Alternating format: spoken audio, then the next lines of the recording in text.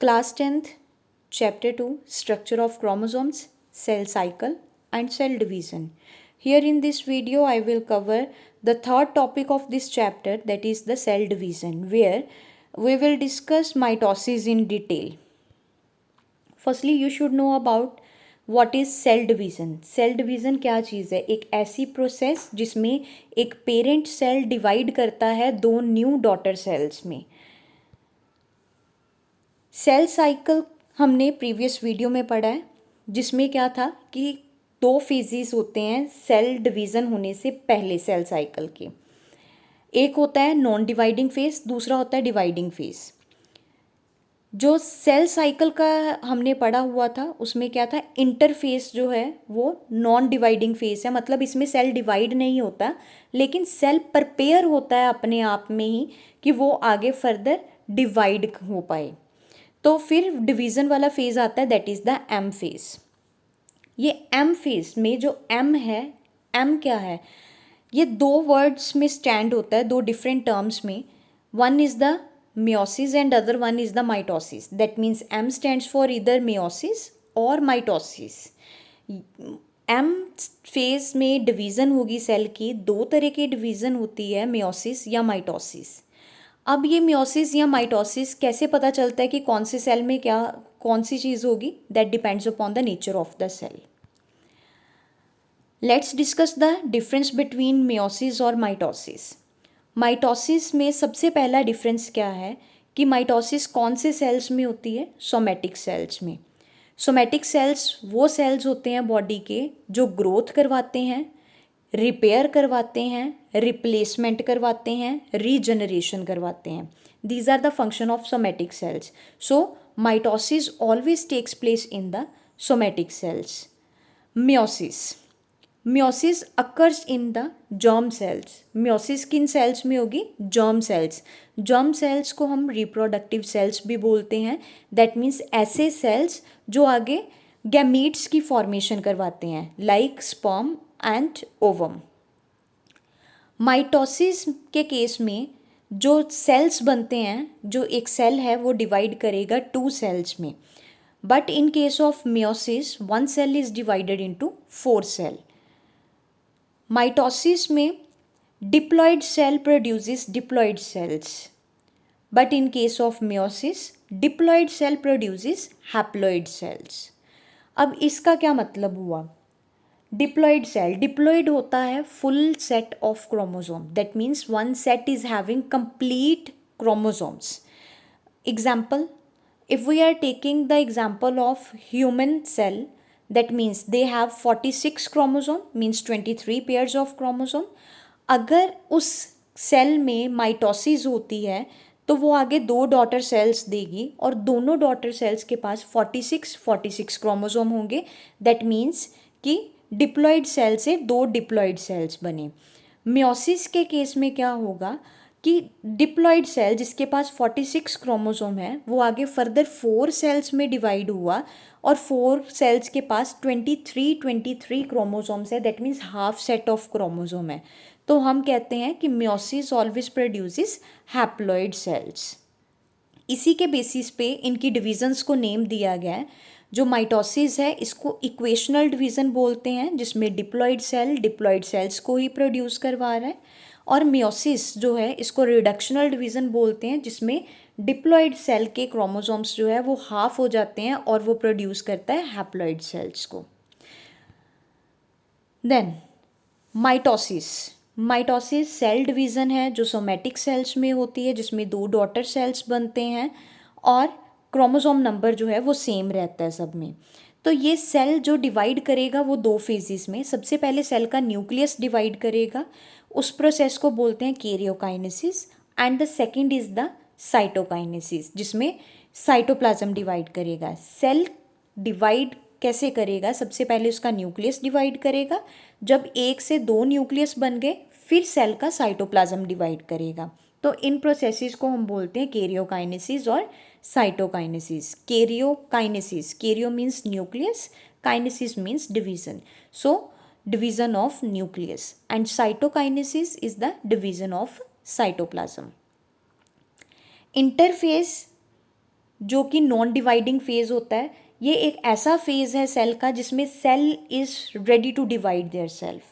वो अपने आप को कंप्लीटली ग्रोथ करवा लेता है कि अब उसमें वो सारी चीज़ें हैं, डीएनए है, प्रोटीन्स है, आरएनए है, अब वो कंप्लीट है और वो आगे माइटोसिस के लिए रेडी है। सो ये जो डायग्राम यहाँ पे आपको दिख रही है, ये इंटरफेस की डायग्राम है।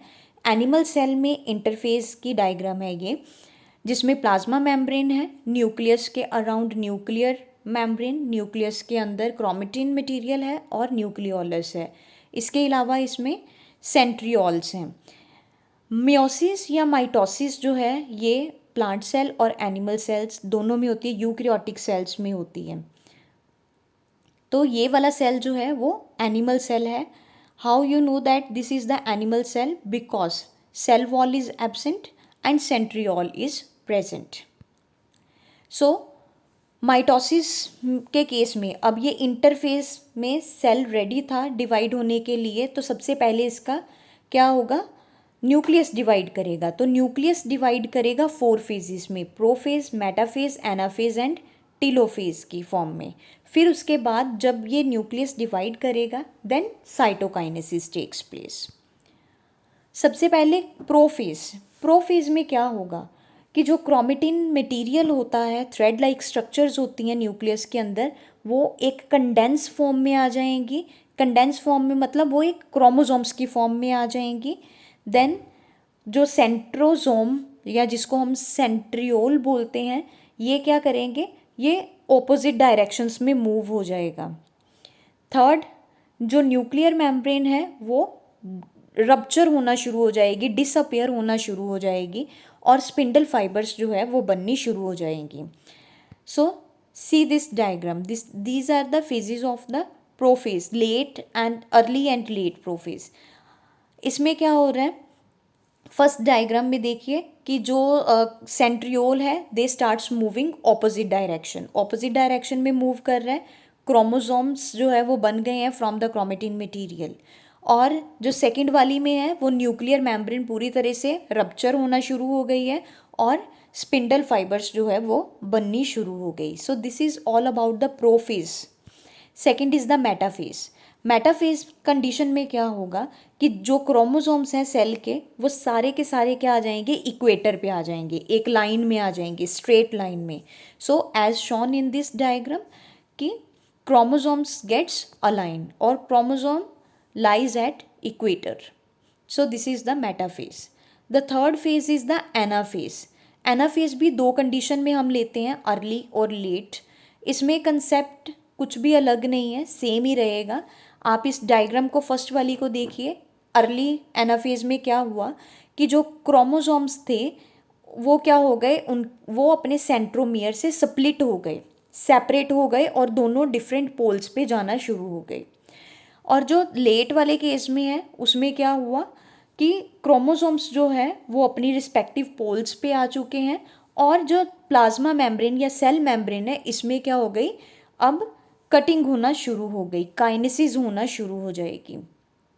टीलोफेज में क्या होगा कि जो न्यूक्लियस है वो क्या हो जाएगा, न्यूक्लियर मेम्ब्रेन दोबारा से बननी शुरू हो जाएगी और एक न्यूक्लियस जो है वो दो में डिवाइड हो गया। तो ये थी कैरियोकाइनेसिस, जिसमें हमने 4 फेजेस पढ़े, प्रोफेज, मेटाफेज, एनाफेज और टीलोफेज। अब जब एक सेल के अंदर 2 न्यूक्लियस बन चुके हैं तो दूसरी प्रोसेस क्या होगी, cytokinesis. Cytokinesis means division of cytoplasm.